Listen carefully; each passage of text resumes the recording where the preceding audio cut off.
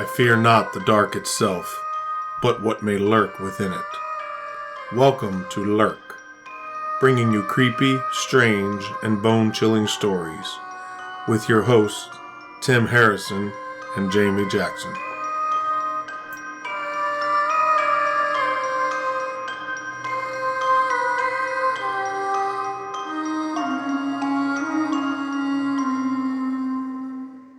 Hey Lurkers, it's Jamie. And Tim. So, Jamie, we're doing something a little different today. We are. So, it's Shark Week. It is Shark Week. Shark Week. And somebody's very excited about it. Oh, yeah. You give me a line of Shark Week, I snort it all day long. It's happening. So I had the idea that perhaps we should do something along the lines of Shark Week, and we're going to talk about the shark attacks that happened in 1916 on the coast of New Jersey that were inspiration for the book Jaws by Peter Benchley. You know what? Just want to let you know this, okay? Mm-hmm. I pee bull shark and crab great white, all right? Okay. I'm ready to go. Good to know. I'm rearing to go. Good to know. Good That was Lord. good, wasn't it? Oh, yeah. I tell you what, I was saving that for a finny day. My dad puns are on point today. This is going to be a long episode. Let's go. New Jersey, 1916. It's the summer. It's July. It's hot. It's actually, there's a heat wave going on. A heat what? A heat wave. Is it waving? It's a heat wave. Basically, trying to say it's a little warm. It's hot. Also, they're in the middle of a polio epidemic in the U.S. Polio. We don't have it anymore because it was eradicated with vaccination. A lot of people wanted to go to the resorts to get out in the sun, to kind of recuperate, be out in the air to be healthier, that sort of thing. Well, you know the old saying, fresh air is for dead people. Fresh air is for dead people? Mm-hmm. Those who listen to true crime podcasts know what I'm talking about. Okay. That's why they don't. Well, I listen to them, and I have no idea what you're talking about. I'll send it to you. Okay. So there were thousands of people who ended up going to the Jersey Shore, to the resorts for the summer to kind of beat the heat, go swimming. And swimming was actually kind of a new pastime. It wasn't something that was done like today. Everybody goes to the beach to go swimming, but it was still kind of a new thing back then. So this is set the scene here. 1916. Mm-hmm. It's hot as all get out. Mm-hmm. Polio has officially kind of been... There's an epidemic in the United States. Okay. So.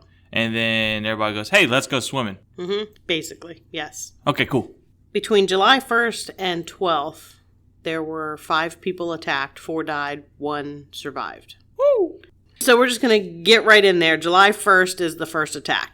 Charles Epting Van Sant was 28 years old. He was from Philadelphia. He was vacationing with his family, and before they had dinner that day, he wanted to go for a swim. There was a Chesapeake Bay Retriever dog. Beautiful dogs. Yes. They're kind of, for those who don't know, they're like a lab, but they're larger, and their hair is kind of wavy. And shiny. A little bit longer and kind of has like a wave to it. It's super shiny. Okay. I just want to cuddle them. You want to cuddle everything. Everybody needs a cuddle person, okay? I know. So he decided to take a quick swim. While he's swimming, people on shore saw the shark, and it was moving swiftly towards him. They start kind of yelling and trying to get him to come into shore, and he doesn't really understand what they're carrying on about. He doesn't really know. It's kind of like, it reminds me of somebody yelling, oh, shark, shark, and they don't hear you, and they're like, oh, hi, waving from the shore, like waving to everybody like, oh, hey, what's up? And then they get eaten. It's like the cartoon thing. You know what I mean? That's what I have in my head. It's such a bad scene to set, too. It is. It's like, hey, guys. Hey, what's up? Hey, guys. Like he thinks they're waving at him, and they're like trying to tell him he's going to get swallowed alive. He doesn't know what they're trying to tell him, so he's leisurely swimming towards the shore. And when he's about 50 feet from the shore, the shark darts towards him, and the jaws close on his body, and the water turns red immediately. So if you've seen Jaws, you know exactly what I'm talking about. He starts struggling to free himself. He ends up being rescued by lifeguard Alexander Ott, who is a champion swimmer, and a bystander named Sheridan Taylor. They both claim the shark followed them to the shore as they pulled the bleeding Van Sant from the water. So they actually swam out to get him. He's 50 feet from shore. They go in the water with the shark there to pull him in, and the shark followed him. Van Sant died. He actually bled to death on the manager's desk of the Ingleside Hotel at 6:45 p.m. And eyewitnesses said the shark was about 9 feet long. That's a big animal. That's just big. Mm-hmm. That's so big. Yeah, the beaches remained open despite the attack. Shardings. Yes, they saw shardings. If I saw a shark, I would shart. That's all I'm saying. There were shardings everywhere. So the beaches remained open despite the shark attack, and there were sightings of large sharks swimming off the coast that were reported by sea captains, but they were ignored. So they were like, hey, guess what? There's big-ass sharks swimming around out here. And they were like, that's okay. Leave the beach open. So 2 things happen, right? Mm-hmm. So right now, human unknowingness plays a role, right? At this time, they didn't know sharks could swim in fresh water. We're in the Atlantic Ocean at this point. Oh, they're in the Atlantic Ocean? This is in the Atlantic Ocean. So, oh, yeah. None of this actually happens in 100% fresh water. Right. It's like a mixture. And then, so the unknowingness, and the second thing, the ignorance of not warning nobody and telling people, hey, come in, let's stop. Shit's going crazy. We're sharting everywhere. We're not having this.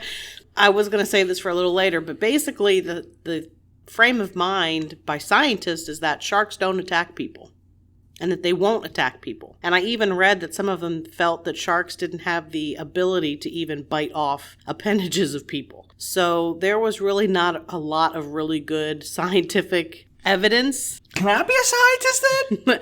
Well, you could in 1916 if you want to take a, time machine back there. No, but for the most part, back then they didn't have a whole lot of information. So, I mean, we're going to talk about that later. Okay. But they really didn't think that sharks were a danger. Hundreds of serrated teeth. What do you think they do? They suck on you? I it's 1916. It's like, boy, you taste real good today, but good thing I can't bite you. It's over 100 years ago. Damn, man, that's old. Wow. It's over 100 years. 105 years. Yeah, it's a long time ago. That's a lot of sharks in between then. Yeah, it's a lot of sharks. The first attack that happened, it was kind of towards southern New Jersey coast. It was north of Atlantic City. The second attack occurred July 6, 1916. It was 45 miles north of the first attack. Just so you know, I will try to post this I'll post a link to the Google Maps and show notes, but I'll try to also post on social media a photo if I can find it. Somebody actually did a map. The attacks moved north. Okay. So it's not like it goes north and south or whatever. It's consistently traveling in the same direction.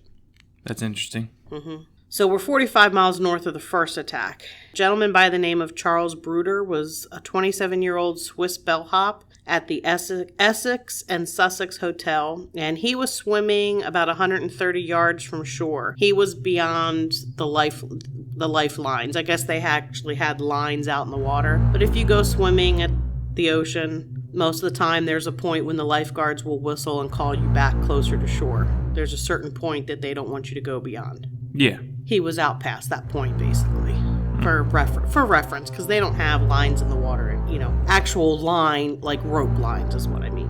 Anyway, he's swimming out beyond the lifelines. He was considered a strong and expert swimmer, and he was known to frequently join the lifeguards in feats of skill and endurance in the water. So he was a pretty good swimmer. These challenging lifeguards for fun? What lifeguards do this, they kind of compete, in different. If you ever watch, you never watch Baywatch, but if you had ever anybody who's Baywatch was remade with The Rock in it, so yes, I did watch it. Jesus.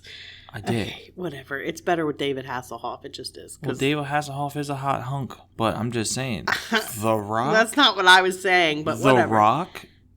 I would snuggle him. We know that, Tim. You'd cuddle and snuggle him and spoon him all night long. Unless it was Travis Taylor was around, and then you might switch. Oh. Anyway, they're known to kind of compete. They do competitions. It's just the thing. I bet you I could swim out faster than you. Yeah, and it's also to kind of show who's the strongest. I mean, you had to be a pretty strong swimmer to be a lifeguard, especially at the ocean. You had to be able to pull people back in.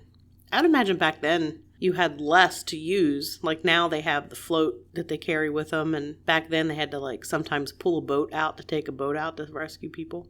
And they have people patrolling now too. Mm-hmm. They're just like... It's a lot different now than it was then. So anyway, he was known to be a really good swimmer. He's out swimming, and he was also known to swim past the lifelines most of the time. Yeah, that was the thing. That's what he did. So it's not uncommon for him to do this. No, you're out past the breakers. It's a little, it's a little easier to swim. The swells aren't as big, so you're able to really swim. So I imagine that's why he was out there. And shark bit him in the abdomen and severed his legs. Of course, the water turned red from his blood, and he began yelling for help. That's a kill shot. After hearing screams, a woman notified 2 lifeguards that a canoe with a red hull had capsized and was floating just at the water's surface. That was what she thought she was seeing. What she really saw was a big shark. No, what she really saw was a guy floating in his own blood. There was no red canoe. It was his blood. He was already dead? No, I mean, he's just at the water surface. He's not dead yet. So that's what she saw. 2 lifeguards take a boat. They row out to Bruder and realize he's been bitten by a shark, and they pull him out of the water, but he bled to death on the way back to shore in less than 10 minutes. I mean, you got bit in the abdomen. That's one of the soft spots on the body. Yeah. All the vital organs are there. The New York Times, and I believe I have the actual article of the New York Times. I'm going to read that. Said that women were panic-stricken and fainted as Bruder's mutilated body was brought ashore. That's kind of paraphrasing, but I'll read the article when I'm done going over his death. His left leg was taken off above the knee. The right leg was taken off below the knee, and the flesh on his left side was torn from his ribs. That's wild. Now, just to kind of think about the sheer size this creature is, because sharks then, they were more, I would say there were larger ones closer to shore at that time, because we didn't have as much stuff kind of deterring them. All the noises and all that stuff happening, because a lot of them don't like that stuff. I don't know, because they weren't seen. Well, yeah, you rarely see anything. These were kind of the first attacks of this kind, really. I wonder if they've always been there, you know what I mean? And kind of like lurked in the dark. Lurked? You like how I did that? I like how you did that. You like how I did that? I did. I mean, I'm sure they were always there. They weren't noticed. I guess the problem here is the fact that they really weren't considered any kind of threat at all to humans. At all. Could you just imagine the mindset? It's like, we're so superior, they ain't gonna bother us. It's like, oh, really? But my thing is, I'm trying to think, is how big would a shark have to be to take a leg off? Like, you know what I mean? Because, like, I'm like 5'8" on a good day. So I'll say my legs are at least 3 feet. That shark has to be bigger than 3 feet. Well, yeah, it was 9 feet. Is this one 9 feet? From what I understand, I don't think they had a size on this one, but the conjecture was that it was the same shark. That is massive. So the other attack, the people saw it and they estimated it was 9 feet. That is just massive. Yeah. So they also mentioned it was high tide at the time of the attack, and there were only a few swimmers in the water because of that. Because usually a lot of times when it's high tide or when the tide is changing, it's a little rougher. Anyway. I love recording this right before I go to the beach. I forgot about that. Yep, I love it. I'm going to the beach myself, but it'll just well, I don't go past knee deep in the ocean anyways. I don't like the ocean. Really? Yeah, I'll be upfront with you. I don't like the ocean. I don't at all. How do I say it? I don't not like it. I love it. I think it's great. I think it's beautiful. I have a very well-found respect of things that I can't see, and I'm in their environment. Ankle deep, knee deep, I don't care. It's going to come bite me. What if it's Sharknado and they're like flying in the air? I've never seen that movie, so I have no idea. I have no desire to see that movie. I chose to not watch that movie. My man's in it, Gronkowski. Well, that just makes me not want to watch it even more. I love Baby Gronk. So after this attack, they had motorboats that were being kept just beyond the lifelines that carried guards armed with rifles to kill any sharks they might see. Better be good at shooting. And J.T. Nichols was the assistant curator of fishes at the American Museum of Natural History, and he claimed it was a great white. It was the first he had heard of this kind of behavior in this area, and he considered it uncommon. Well, actually, I didn't know this, but great whites are in New Jersey and New York. Oh, yeah, all the time. I didn't know that. Yeah, well, they didn't have trackers at this point to be able to know where they were. Like, there was no technology at all to be able to track shark movement. Super scary because the world's dangerous predator it's just lurking right offshore. No one knew it. Well, they may have known it, but they weren't worried about it. They didn't think they were going to bother him. So I am going to share the New York Times article that was written after... July 7th, 1916 is when this was published. So not even 24 hours. It says, shark kills bather off Jersey Beach, bites off both legs of a youth swimming beyond Spring Lake lifelines.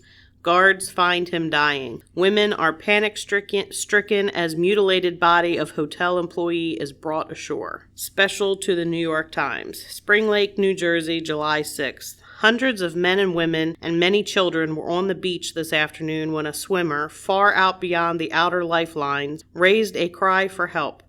George White and Chris Anderson, lifeguards who had been watching the swimmer closely because of his distance from shore, launched a lifeboat and started for him, while the crowd on the beach watched in suspense and fear. As the lifeguards drew near him, the water about the man was suddenly tinged with red, and he shrieked loudly. A woman on shore cried that the man in the red canoe had upset, but others realized it was blood that covered the water, and women fainted at the sight. As the lifeguards reached for the swimmer, he cried out that a shark had bitten him and then fainted. They dragged him into the boat and discovered that his left leg had been bitten off above the knee and the right leg just below the knee. A shark also nipped his left side, for there were marks of teeth beneath the arm. Women fled when the man was placed on the beach, but the lifeguards and other men tried to bandage his wounds while a doctor was called. Before one arrived, however, the man was dead. He was recognized as Charles Bruder, a bellboy in a local hotel, who had a reputation of being a strong swimmer who often went out beyond the lifelines. The news that the man had been killed by a shark spread rapidly through the resort, and many persons were so overcome by the horror of Bruder's death that they had to be assisted to their rooms. Swimmers hurried out of the water and couldn't be induced to return. Duh. It's okay, get back in. It's like, don't worry, guys. He's gone. Yeah.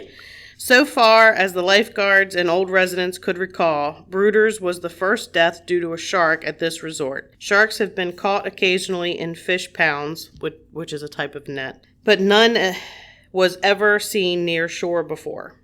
A few days ago, a boy had one leg bitten off while swimming off Beach Haven, and a movement was started there tonight by Colonel W.D. Schaeffler of Governor Fielder's staff to have the waters patrolled in an effort to kill off the big fish. Colonel Schaeffler proposes to organize a squad of motor boatmen to patrol up and down the coast. Experienced shark fishermen will be in command of the boats, and it is hoped that the commotion will drive away such sharks as the fishermen do not catch. So it wasn't just to kill the sharks, it was also, if you're driving boats up and down the beach, perhaps it will prevent them from coming close to shore. Weird question. Mm-hmm. When it comes to the sharks, right? Mm-hmm. Did anybody at the time just take the second to go, hey, maybe we might be doing something wrong here? Not at that point. I mean, no, I don't think so. Interesting. At this point, scientists are saying this, we don't understand what's going on. This is unusual. They didn't know why this was happening because sharks don't attack people. They also had like a wire fence that they built around the swimming area. Like under the water? Yeah. Well, above the water wouldn't really help very much. I mean, we're talking about individuals that just apparently don't think sharks can kill people. Mm-hmm. So, well, obviously they know they can kill people now, but obviously. Well, apparently they're not making a big deal about it till now. I mean, they are. They've got boats. I mean, think of this is like a scene out of Jaws with the guys on the boats and the guns, and they're out in the, going out to kill the shark. Do you remember that? You've seen Jaws, right? You better stop. I've seen every Jaws. Okay, I'm just. Hey, when I was a kid, I went to SeaWorld in Orlando. Is that when they first had the Jaws thing? No, this was Jaws 3 had just been filmed, and our tour guide had been an extra in the Jaws 3 movie. And in the tunnel that they go in, where the shark bangs on it, that had just, we were there. That's pretty dope. Yeah, it was pretty cool. Until I watched the movie, and then it sucked. Because I was 10. And then I saw Jaws 3, and it was like, oh, shit. And it was in 3D, which back then, that was a big deal. 3D was a big deal. Only certain movies had 3D. Now it's like every movie out there. You've got to find the one that's not in 3D. You're real showing your age here, Jamie. I am, but I hate that. I hate that it's not a special thing anymore. And I hate 3D glasses because I wear glasses. And it's like a real pain. Well, they had is it IMAX? Is that what it is? That's like the new thing now. Like the seat moves and stuff like that. What things? It's not IMAX. That's What is that? You know what I'm talking about, though? IMAX is the big one that they used to have at the Science Center. You could only go to Science Center. It's the big screen. Okay, IMAX never mind. movie. And what is? I know what you mean. Yeah, because the seats move and rumble and all that stuff. Yeah. Imagine being in the water. It's like dun dun dun dun. You're on land. Ah! I can remember when I saw that movie that the one doctor with the beard and the curly hair and the glasses, and he squirts a needle and like the liquid comes out of it and came out in the audience. Mm-hmm. And then the other thing was that when the guy was in the shark and he's like reaching out his arm came out in the audience. Like I remember that's. Were you that kid reaching for it? Maybe. Okay, that's fair. That's fair. Mm-hmm. So anyway, that's we were there with somebody who was an extra in the film when that was the one that took place at SeaWorld. So they had people patrolling in boats with guns. With a fence. And they had a fence. So they're you got to remember it's 1916. So they're in there with what they had available trying to prevent other attacks without closing the beaches. Yeah, because it's a huge source of revenue. Massive. And there was a lot of people there. If you remember the weather, it was a heat wave. Yeah. So there were record number of people there. So it was huge revenue. I wonder how much money, you know what I mean? Like that probably generated back then and probably what it calculates out now. Bet you it's a few million. Easy. Yeah, because, you know, they at that point in time, they got everything opened up. They don't want to close down, especially after the polio. They're probably wrecked. I mean, we're still currently going through a pandemic, so you see how much it... That's going to come up later. Just let you know.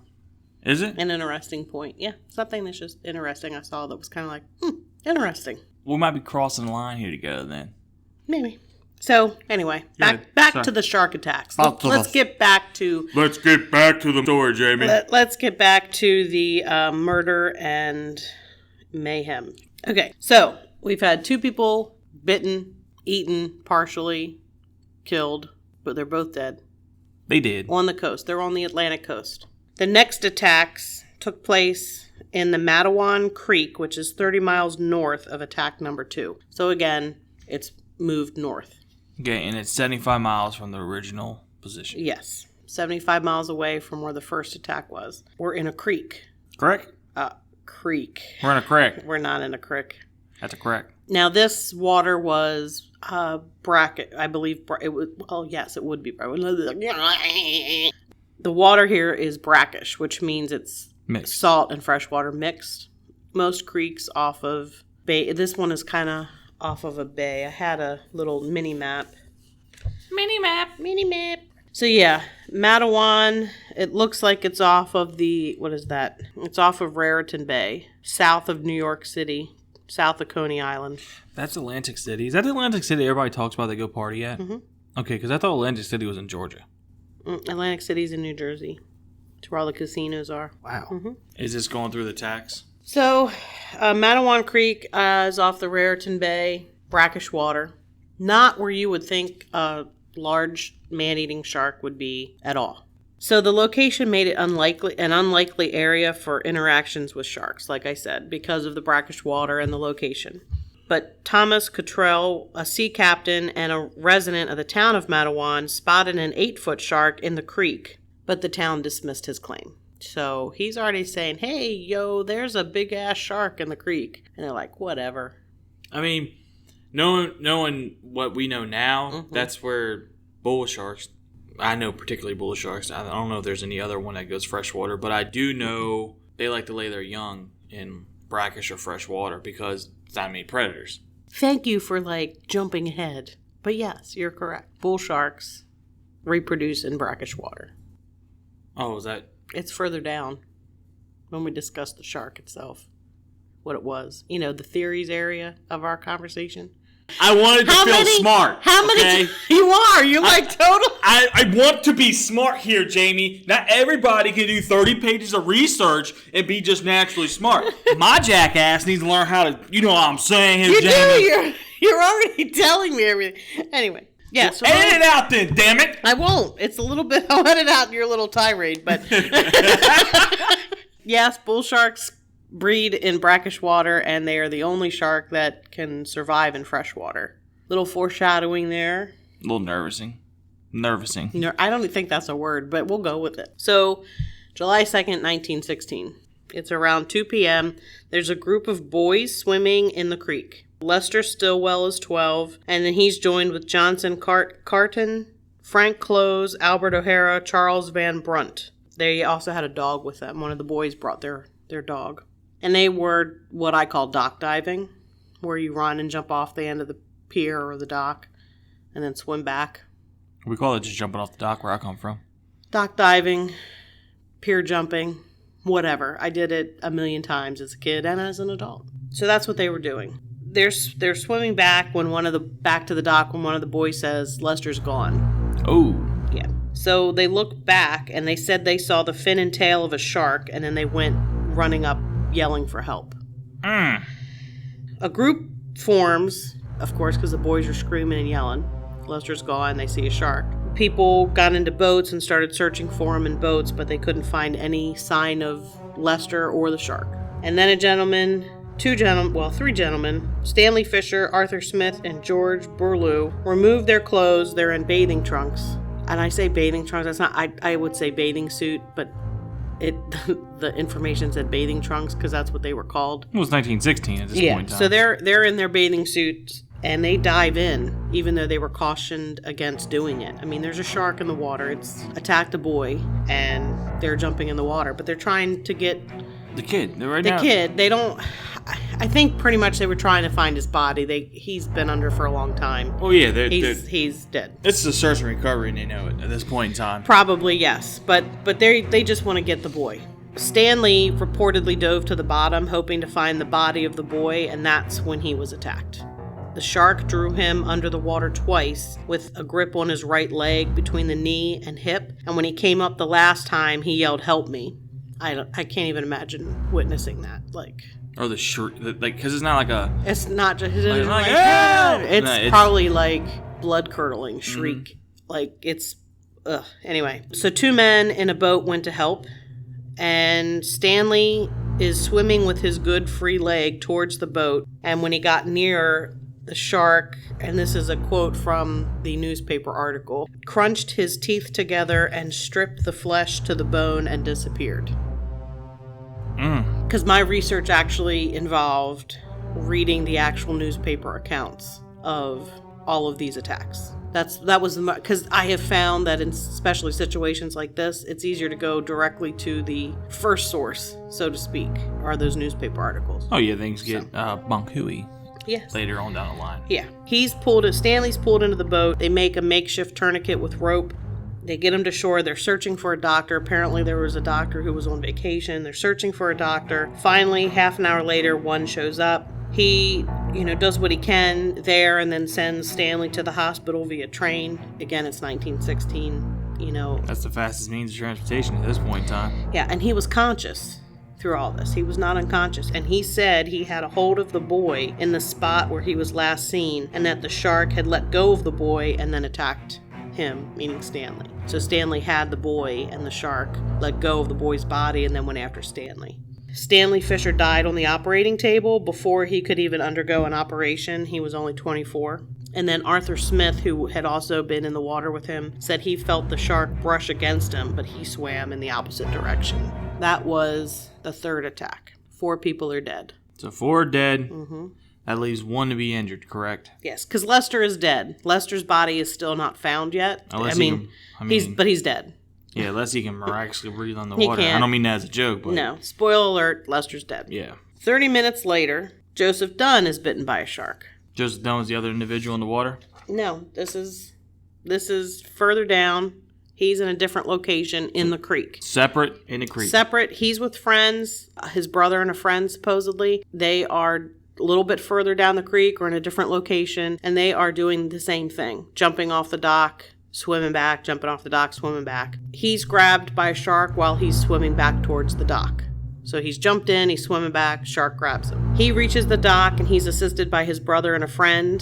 The flesh on his right leg and foot was in strips, and it said that there was a tug of war between the shark and his friends to get him to safety. Like they were pulling on him and the shark is trying to eat him, basically, is what was going on. So I do have his account of what happened.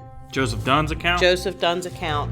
This was Friday the 14th of July in 1916. So here is Joseph Dunn's account of the attack. I was swimming about 10 feet from the dock when I felt something at my feet. I had just learned that a shark had bitten another boy up the stream, and I was headed for shore. With a jerk, I was pulled down. I suppose it was the shark attempting to bite my leg off. I screamed. It seemed the fish was endeavoring to get my whole leg into its mouth. The teeth of the shark evidently clamped down on my leg quickly, and I thought it was off. That is all I remember until I was put into a motorboat. So kind of his fear and all that blanked out his memory. Or he passed out. Yeah. I'm guessing he passed out. I mean, to kind of put it in reference, too, some people just don't quite understand, like, you got to realize how terrifying this is.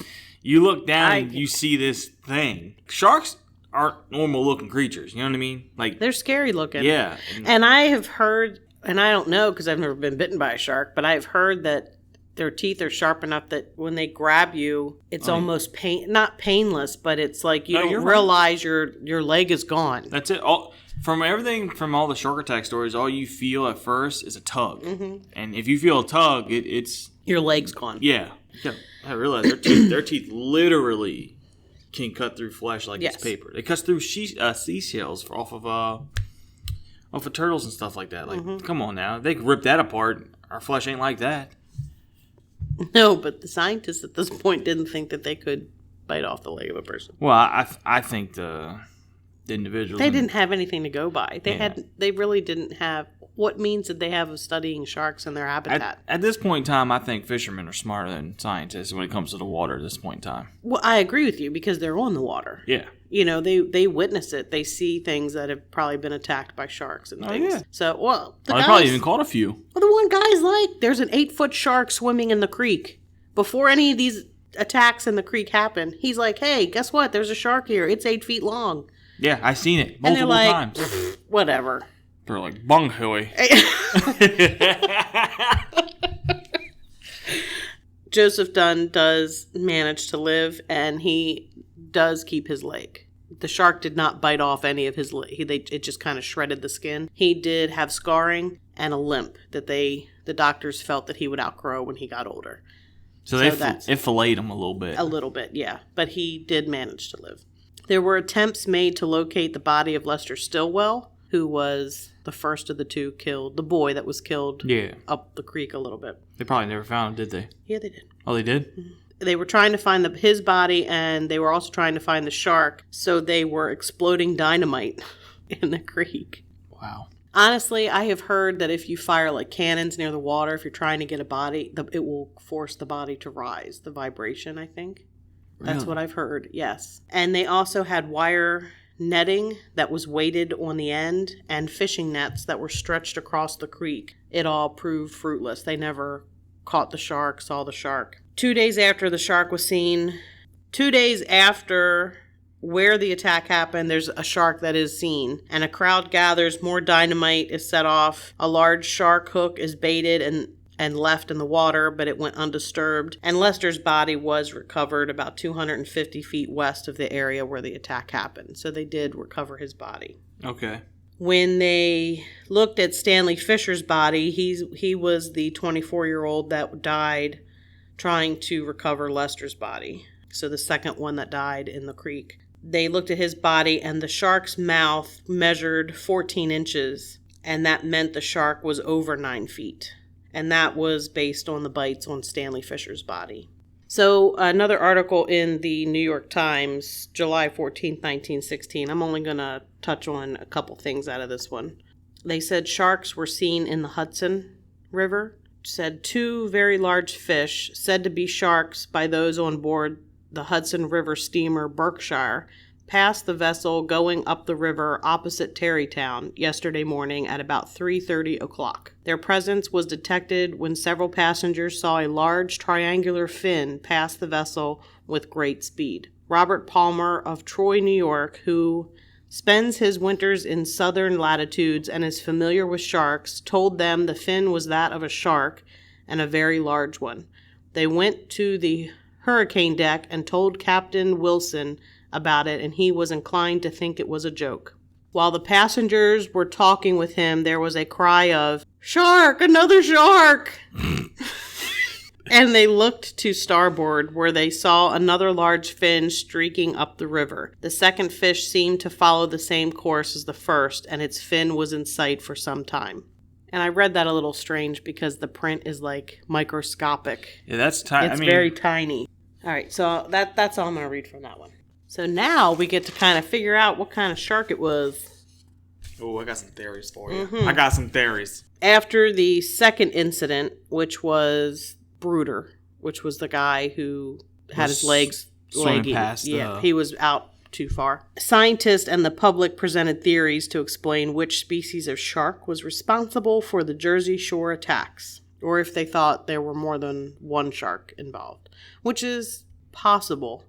I mean, it could. I mean, at this point in time, who knows? Yes, some said that a northward swimming rogue shark was responsible. I mean, that's not a stretch. It was moving north, and it was a shark. Whether it was rogue or not, it was just a shark. But whatever. So yeah, that's accurate. It was a northward swimming rogue shark. They actually believed it would eventually arrive along New York's coast, which they did say that was seen in the Hudson, or sharks were seen in the Hudson. Witnesses of the Beach Haven fatality, which was the first one, estimated the shark was 9 feet long. A sea captain who saw the event believed it was a Spanish shark that was driven from the Caribbean Sea decades earlier by bombings during the Spanish-American War. I must say no. Several fishermen claim to have caught the Jersey man-eater in the days following the attacks. There was a blue shark that was captured July 14th near Long Branch, and 4 days later, the same Thomas Cottrell, who had seen the shark in the Matawan Creek, claimed to have captured a sandbar shark with a gill net near the mouth of the creek. That sandbar shark is not going to do this. He probably caught one, but without a doubt, I've caught sandbar shark. Okay. When I say what I mean is I was on board the boat that my great uncle was the captain of. And by boat, I mean it was a small boat. He crabbed, he fished. And a gill net is a type of net. It's the big net. It's stretched across. It has anchors on the two bottom ends and buoys on the top part of the end so you can see the beginning so boats know where it's stretched across. Mm-hmm. And it's called a gill net because fish swim in it and their gills get caught in the netting. We would go out to set the net, and then we'd have to get up at like 4 a.m. to go out and bring it in. And it was cool because sometimes you would catch sand sharks in the net. So I'm sure he did catch a sandbar shark. They're pretty cool looking. But it did not do this. I believe sand sharks are called the dogs of the ocean. Dog shark. Yeah, dog shark. Mm-hmm. Like a little it was like Jaws, but not really. That's when you feel like you're manhandling Jaws. When you're a kid, you're like, holy crap, we caught a shark. You know, like... And it wasn't an all-the-time occurrence. It was only sometimes we might catch one because they would come in to eat the fish caught in the net. Yeah. Mm-hmm. Tickled pink by it. Yeah. So July 14th, there was a taxidermist who was also a Barnum and Bailey lion tamer, which is not a profession you hear about very often. His name was Michael Schleiser, and he caught a 7.5-foot shark that was 325 pounds while he was fishing in the Raritan Bay, which it's only a few miles from Matawan Creek. Matawan Creek is off that bay. The shark apparently almost sank his boat before he was able to kill it with a broken oar. And when he opened the shark's belly, he removed what he called a suspicious fleshy material and bones that took up about 2/3 of a milk crate and weighed about 15 pounds. Scientists identified the shark as a young great white and the ingested remains as human. Wow. Yeah, Schleiser mounted the shark and placed it on display in the window of a Manhattan shop on Broadway, but it was later lost, and the only surviving photograph was in the Bronx Home News. That is wild. Yeah, there were no further attacks reported along the Jersey Shore in the summer of 1916, and after the capture of Schleicher's shark.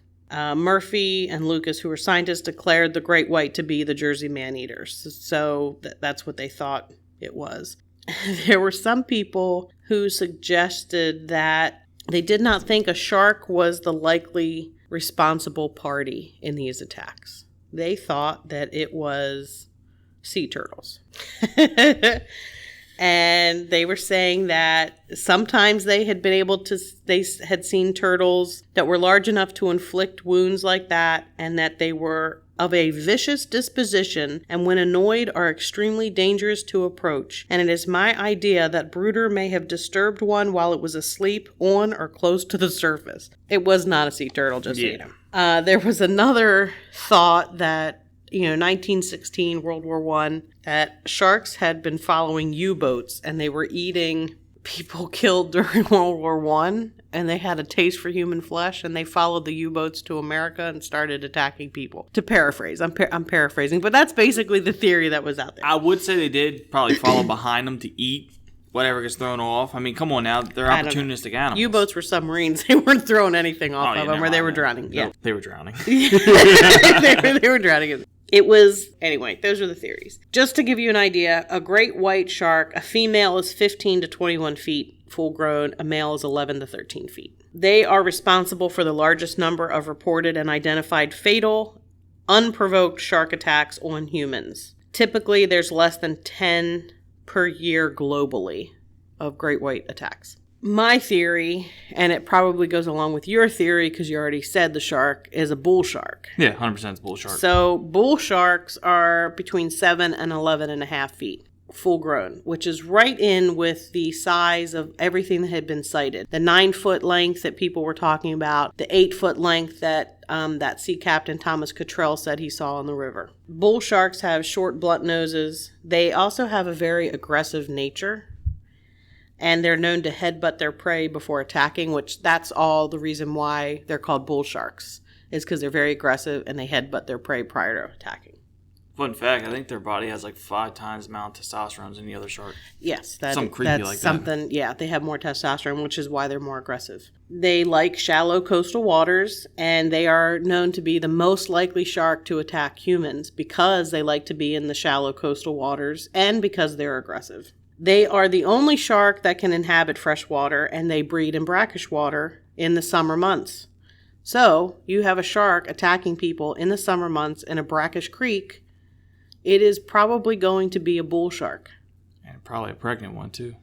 Or a breeding one, or just one back there for breeding. If they're breeding, it's more aggressive. When animals breed, they're more, when deer breed, I don't know they're that's super aggressive. I don't know if that's the same for sharks. I don't know that it's the same for fish because it's not like they're raising their young.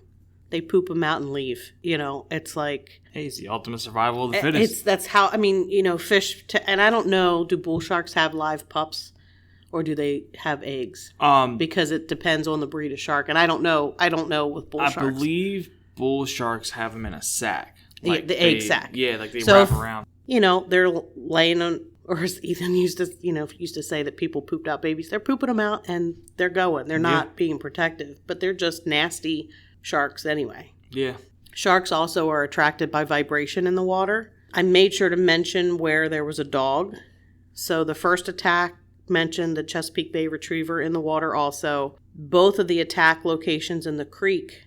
I don't know if I mentioned it in the second one. The first attack, one of the boys brought his dog. There might have been a dog also in the second attack. The way a dog swims with its 4 feet, I've read that can attract. It has to do with the repetitive vibration of the way a dog swims. It's probably like a fish that's injured. So that's what the shark picks up on.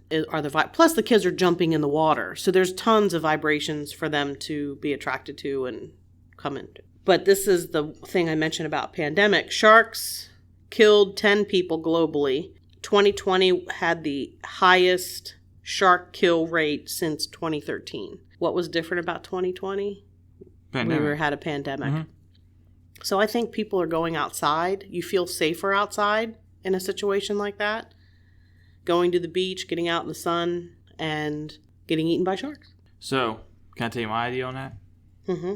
So in the pandemic, everything shut down. Mm-hmm. Like, a lot of stuff shut down. So there's not any people in the ocean. There's not a lot of people that's naturally killing them off due to either ignorancy or mistakes. So I think they had a chance to kind of like reproduce pretty quickly, or they came in looking for stuff. So that's my idea. Well, I think it may have had more. I don't know if they'd reproduce and grow large enough to kill them, but I think they are more likely to come closer because there's less activity, possibly with boats and things like that. Come closer to shore. And the annual global average for shark kills is 5 or 6. So in July 1916 in New Jersey, we've already just about reached the annual global average for shark kills. In what, 12 days? In 13 days? In 12 days. Less than 2 weeks. Yeah.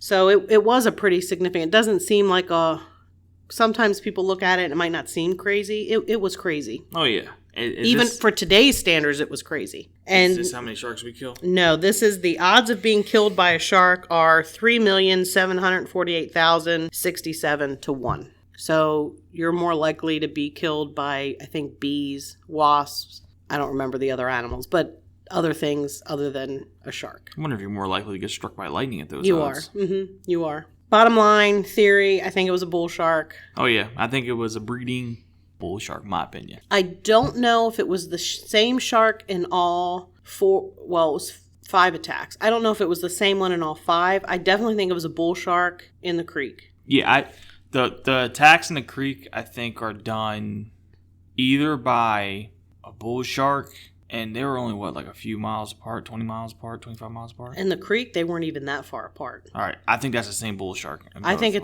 that's the same shark. I think it was a bull shark. The other 3 attacks, though, are separate. The other two attacks. The other 2 attacks? Mm-hmm. Because 2 people were killed in one location. The 2 were killed? It's 5 attacks, 4 locations. 4 locations. So Mm-hmm. the other 3 victims? 2. Two So dead, 2 were killed in the Atlantic and then on one the injured. coast. 3 people were attacked in the creek. 2 killed, 1 injured. So those 3 are Those 3, bull shark, Yeah. same shark, Yep. without a doubt. It Yep. was, because it was within 30 minutes of the first attack, the oh second yeah, attack. and that's not the first shark to swim that far. The other 2, I believe personally, were definitely bull sharks also, just not the same one, and probably not even those 2 attacks, probably not even the same shark. There's just different days, different creatures. I mean, I'm not sure. I think it was probably a bull shark. The only thing that makes me question it is the great white shark, the juvenile great white that was caught, that they claimed had human flesh in it. But I question that. There are some people who say that there is some question about whether that's accurate or not. Yeah, and I mean, I'll go as far as say this. It's even now very hard to even capture juvenile great white sharks. I mean, let's be honest here. So I will be up front here. I think they might just call it like maybe, it's going to sound bad to say this, a miniature bull shark that, and I don't even know if it's even adult flesh. It might, or human flesh. It might be something else. I think it was a great white. I just don't know that it was the shark. I don't know that it had human flesh in it. I don't know that it was the shark. And I'll also say this too: great whites and bull sharks are distinctively different. Like, it's They hard are. it's hard Yeah. to mistake. Yeah, I one mean, for the other. scientists totally missed the boat on knowing that sharks were a danger to humans, but I don't really think there had been really any attacks like this on the coast, East Coast like this at all. So Even now, I don't think there's ever been that many attacks not like that. Not like that. There especially haven't. especially that 3 in one day within a few Yes. miles of each other. Yeah. I don't think that's ever happened again. Yeah. But also, I do know that at the same time, people have to understand you're in a different element at that point in time. Yep. Granted, it's sad people lost their lives. Granted, it's sad that it happened, but you have to understand that you were playing in someone else's backyard. Yeah. And this changed the way scientists looked at sharks at this point. Like, this totally shifted their viewpoint. Mhm. They realized that they had screwed up. And I also believe, too, that this led to the massive shark killing spree, too. All this, which was extremely wrong to do. But at the same time, people are naturally want to defend. So if something happens, we're going to go on an attack. So I kind of get the logic that happened behind it. I But understand it, but it's like, hindsight's always 20/20.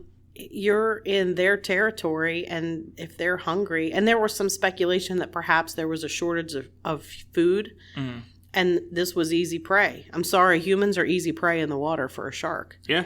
You're out of your element.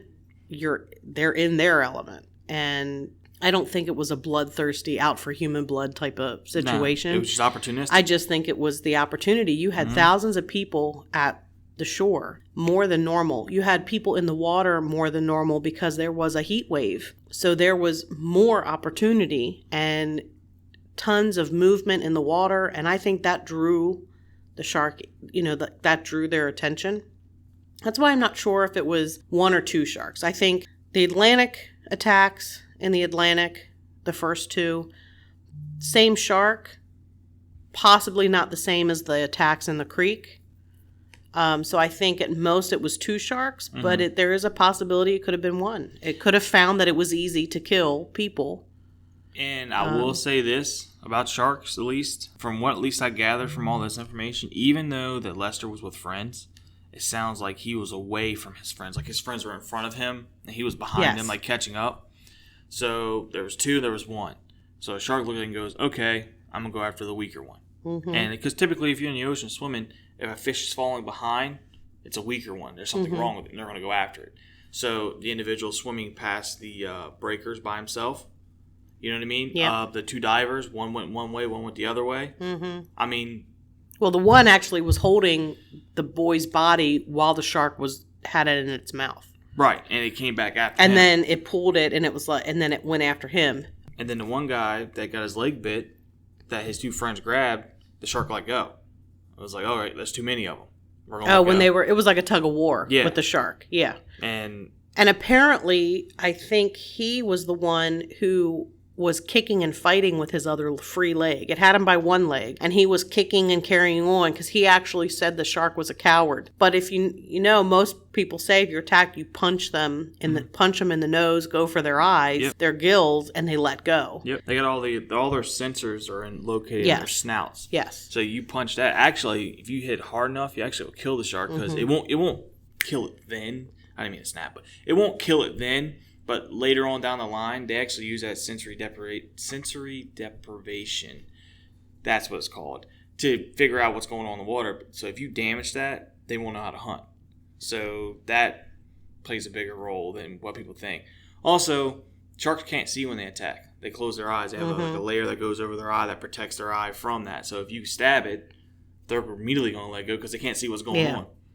Then also, I mean, like grabbing a gill is like, grabbing a dude by his private parts. You know what I mean? They're going to scream and let go. So yeah.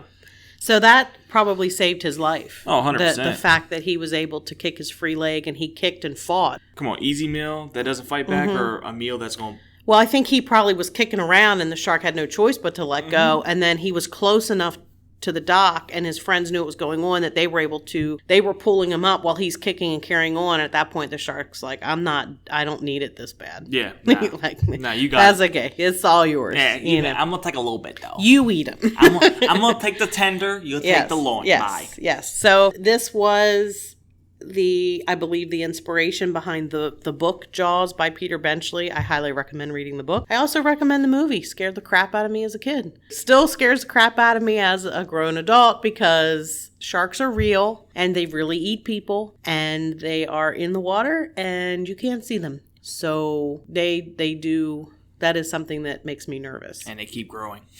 And they're big. They don't ever stop growing. Yeah. That's scary. So, Jamie, tell everybody where they can find us at. You can listen to us wherever you listen to your favorite podcasts. You can find us on the interweb at www.lurkpodcast.com. Lurkpodcast.com. And that you can find links to our social media there. You can find episodes. And in each episode, we have our show notes. And that in the show notes is also where you can find a link to purchase merch. Merch. And we always recommend that you like or follow us on one of our social media platforms. Follow us or like us. We now have a YouTube. We have a what? A YouTube. YouTube. Yep. And you can't see us on there yet. We just post the episodes. I'm in the process of doing that, but it's time consuming. So that's everywhere. And as always, if you listen to us on a podcasting platform that allows reviews, please leave us a review if you have a moment, because that allows us to be suggested to other people. 100%. And till next time. Keep lurking.